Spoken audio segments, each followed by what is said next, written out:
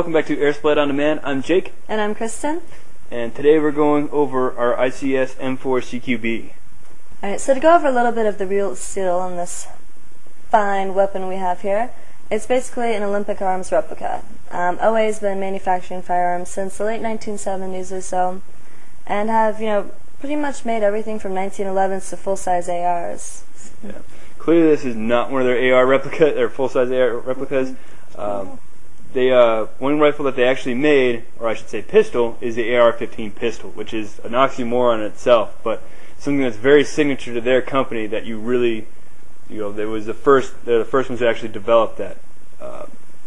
As you can see here, that's pretty much what this is, only at a law enforcement scale. So they've taken that pistol and turned it legally into what federal statutes say is a rifle by having a buttstock on there. So to go over a few of the external features on the CQB, basically they've taken an OA-93, put on a rail system, flat top receiver, and a buttstock, which has kept it fairly compact, so compact actually that the battery has to be stored externally. Yeah, that's the need for the PEQ box right here. Now, the other option that's available for this gun is a side folding stock. Now that's a separate version called the PDW, but they're both pretty much the exact same rifle. I find it unbelievable that they could take this and make it smaller. Like I don't know what they were thinking. Like F it, why not? But seriously, it's pretty wicked. The other thing that they actually gave you the option of doing was totally removing this buttstock right here and replacing it with this lug. So allowing you to have that single point sling harness right back here, and not having to ever worry about having that buttstock in the way. Great for, once again, clearing rooms. But bad for control. Yeah, absolutely. Because of that, even for myself, clearly recoil is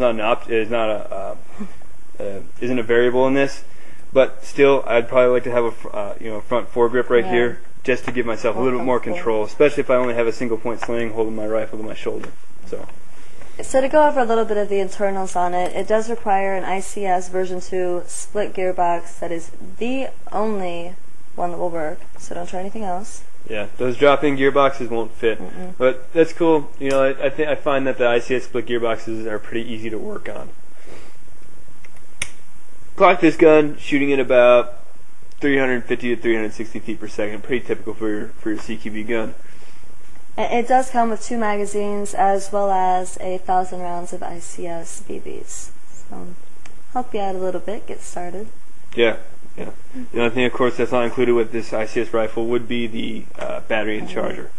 I'd probably stick with this pick box. You're probably still going to be limited to an 8.4 volt, but you might be able to fit a 9.6 in there. Might. I'd still, again, if you want to jump up higher, you'd probably have to get something larger. Alright guys, thank you again for tuning in to AirSplat On Demand. I'm Kristen. And I'm Jake. Until next time. Catch you later.